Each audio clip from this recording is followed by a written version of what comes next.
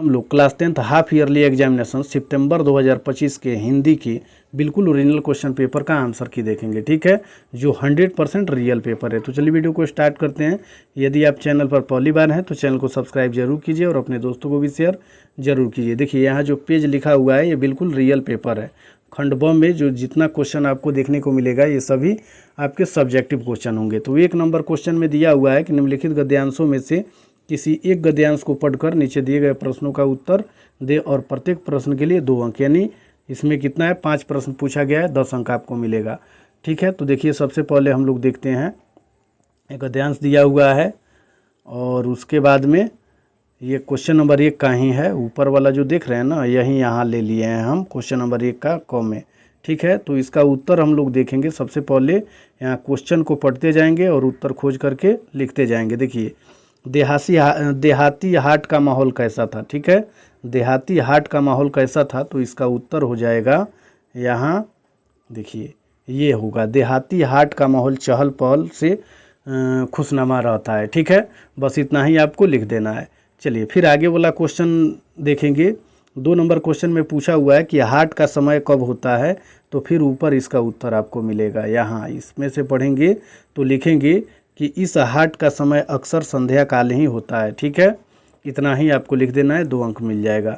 चलिए फिर आगे वाला क्वेश्चन देखेंगे। इसमें 3 नंबर में पूछा हुआ है, यहाँ है 3 नंबर में लोगों का हुजूम हाट में कब उमड़ता है, तो लिखेंगे यहाँ फिर ऊपर देख करके यहाँ से लिखेंगे जैसे जैसे दिन ढलता है वैसे वैसे हाट में लोगों का हुजूम भी उमड़ता है, ठीक है। चलिए फिर आगे वाला क्वेश्चन देखेंगे गद्यांश में। फिर आपको इसमें दिया हुआ है कि हाट में किसकी सहभागिता नहीं होती है, तो फिर यहाँ देखेंगे हम लोग हाट में किसकी सहभागिता नहीं होती है। देखिए इसको पढ़ेंगे, यहाँ है लिखेंगे इसमें कि इसमें धनिक व्यापारियों की सहभागिता नहीं होती है, ठीक है। और उसके बाद में इसमें लिख देंगे कि बल्कि आसपास के गांवों के साधारण आदमी भी यहाँ दुकान लगाते हैं। यानी हाट में किसकी सहभागिता नहीं होती है, तो धनिक व्यापारियों की सहभागिता नहीं होती है, इतना आप लिख देंगे, 2 अंक मिल जाएगा। चलिए फिर आगे इसमें देखेंगे क्वेश्चन हम लोग। इसमें दिया हुआ है 5वां नंबर क्वेश्चन में कि हाटों का वजूद किसने मिटा दिया, और ये बिल्कुल ओरिजिनल क्वेश्चन पेपर है, यही सब क्वेश्चन आपको देखने को मिलेगा। चलिए फिर यहाँ देखेंगे क्वेश्चन में क्या था कि हाटों का वजूद किसने मिटा दिया, तो यहाँ देखेंगे बस लिखेंगे यहाँ से बड़े बड़े मॉल और बाज़ारों ने हाटों का वजूद क्या किया, मिटा दिया। बस 10 अंक आपका क्लियर हो गया। चलिए फिर आगे वाला क्वेश्चन देखेंगे। ये ख है, इसको नहीं बनाना है, एक ही गद्यांश को बनाना था, ठीक है, तो ऊपर वाला हम बता दिए हैं। और उसके बाद में अब करना क्या है, उसके बाद में आपको क्वेश्चन नंबर 2 बनाना है, ठीक है। तो क्वेश्चन नंबर 2 में भी है कि निम्नलिखित गद्यांशों में से किसी एक गद्यांश को पढ़कर अपने प्रश्नों का उत्तर देना है और प्रत्येक प्रश्न के लिए 2 अंक है, तो 10 अंक का ये भी है, क्वेश्चन नंबर 2 में दिया हुआ है। इसको भी हम लोग देख लेते हैं। देखिए इसमें दिया हुआ है कि आदर्श व्यक्ति किसके सिद्धांत को मानते हैं, तो इसका उत्तर आपको ऊपर मिल जाएगा। यहाँ आदर्श व्यक्ति के कर्म के सिद्धांत को मानते हुए कर्म के लिए तत्पर रहते हैं, ठीक है, बस इतना, इसका उत्तर इतना ही हो जाएगा। चलिए फिर आगे वाला क्वेश्चन देखेंगे। 2 नंबर में दिया हुआ है कि आदर्श व्यक्ति किसकी महत्ता को समझते हैं, तो आदर्श व्यक्ति कर्म की महत्ता को समझते हैं, ठीक है। देखिए इधर दिया हुआ है प्रति उत्साह, बल्कि उनके कर्म वो कर्म को ही सार्थक मानते हैं, ठीक है, इसका उत्तर आप लोग लिख दीजिएगा। चलिए फिर आगे इसमें देखेंगे हम लोग क्वेश्चन नंबर 3 में दिया हुआ है कि आदर्श व्यक्ति को किस ये नहीं दिख रहा है, इसको पढ़ करके आप लोग इसमें से, ठीक है, उसमें से चुन करके बना लीजिएगा। चलिए आगे वाला क्वेश्चन हम लोग देखेंगे, एक ही इसमें बनाना था। आगे वाला 3 नंबर क्वेश्चन में हम लोग देखेंगे। देखिए 3 नंबर क्वेश्चन में आपको लिखना है निबंध, ठीक है, 250 से 300 शब्दों में लिखना है, ये 10 अंक का एक ही लिखना है।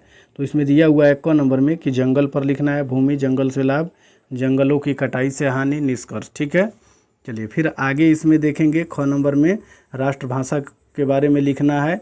ग नंबर में दिया हुआ है गणतंत्र दिवस, तो हम गणतंत्र दिवस पर इस वीडियो में निबंध दे दिए हैं, ठीक है। चलिए फिर आगे इसमें हम लोग देखेंगे, पहले क्वेश्चन को देख लेते हैं, उसके बाद में सभी प्रश्नों का उत्तर इसमें हम लोग देखेंगे। अपने जन्मोत्सव पर आयोजित का वर्णन करते हुए अपने मित्र के पास एक पत्र लिखे, तो इसी का आपको उत्तर इस वीडियो में देखने को मिल जाएगा। चलिए फिर अब यहाँ 5 क्वेश्चन का उत्तर देना है आपको। 5 क्वेश्चन का उत्तर देना है। तो 1 नंबर में है कि हिरोशिमा में मनुष्य की साखी के रूप में क्या है, तो इसमें आप लोग लिख लीजिएगा इसका उत्तर कि हिरोशिमा में मनुष्य के साखी के रूप में अमेरिका द्वारा गिराए गए परमाणु बम है, ठीक है, जिसके कारण आज भी वहाँ के लोग इस समस्या से, इस त्रासदी से उभर नहीं पाए हैं। बस इसका उत्तर इतना ही लिख लीजिएगा जितना हम बोल रहे हैं, ठीक है। 2 नंबर क्वेश्चन में लिखना है। 2 नंबर क्वेश्चन में पूछा हुआ है कि ढहते विश्वास शीर्षक पाठ में लक्ष्मी के पति का नाम क्या है और वह कहाँ नौकरी करता है। तो 2 नंबर क्वेश्चन का उत्तर लिखेंगे कि ढहते विश्वास शीर्षक पाठ में लक्ष्मी के पति का नाम क्या है, महेश्वर है, ठीक है, और वह कहाँ नौकरी करता है, लक्ष्मण है, क्या है, लक्ष्मण है। लक्ष्मी के पति का नाम लक्ष्मण है और वह कहाँ काम करता है, तो वह कोलकाता में काम करता है, ठीक है। बस इसका उत्तर इतना ही लिख दीजिएगा।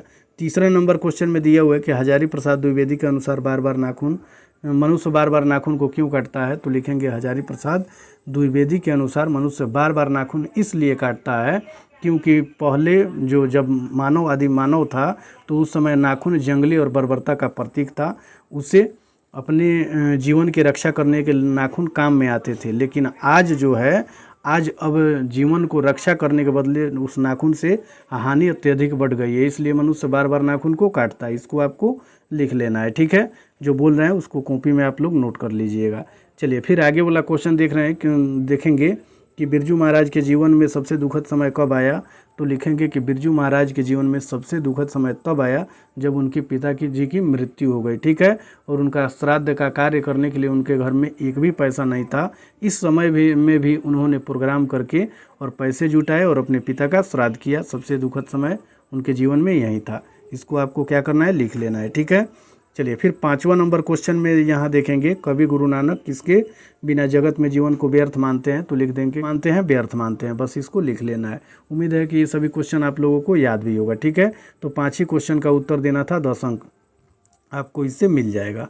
इसमें दिया हुआ है, या फिर इसको भी आप बना सकते हैं, समास को परिभाषित करें, या फिर इसको भी बना सकते हैं कि लेखक मैक्सिमुलर के अनुसार सच्चे भारत के दर्शन सच्चे भारत के दर्शन भारत में गाँव में ही हो सकते हैं, ठीक है। या समास का परिभाषा लिख सकते हैं कि 2 या 2 से अधिक पदों के मिलने से बने नए पद को समास कहते हैं, ठीक है।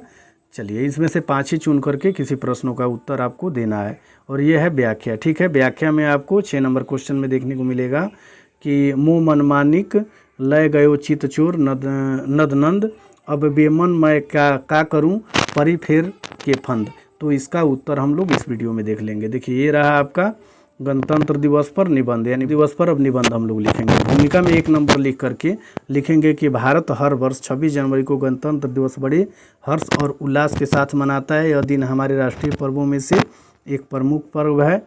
इस दिन भारत का संविधान लागू हुआ, ठीक है, और संपूर्ण देश पूर्ण रूप से क्या बना, गणराज्य बन गया। दूसरा नंबर में लिखेंगे इतिहास।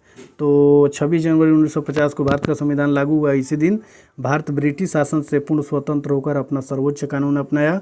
1930 में लाहौर अधिवेशन में 26 जनवरी को पूर्ण स्वराज्य दिवस के रूप में मनाने का संकल्प लिया गया था, इसलिए संविधान लागू करने के लिए इसी तिथि को चुनी गई, ठीक है।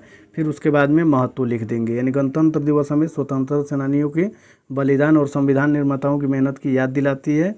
यह दिन हमें लोकतंत्र, समानता और भाईचारे की शिक्षा देती है। इस अवसर पर राजधानी दिल्ली में भव्य परेड होती है, जिसमें सेना की शक्ति, सांस्कृतिक झांकियाँ और प्रगति की झलक देखने को मिलती है। और उपसंहार में इसमें हम लोग लिख लेंगे, गणतंत्र दिवस केवल उत्सव नहीं बल्कि हमारे कर्तव्यों और जिम्मेदारियों की याद भी दिलाती है। हमें देश की एकता, अखंडता और लोकतांत्रिक मूल्यों को बनाए रखना चाहिए। यही हमारे स्वतंत्रता सेनानियों के सपनों का सच्चा सम्मान होगा, ठीक है।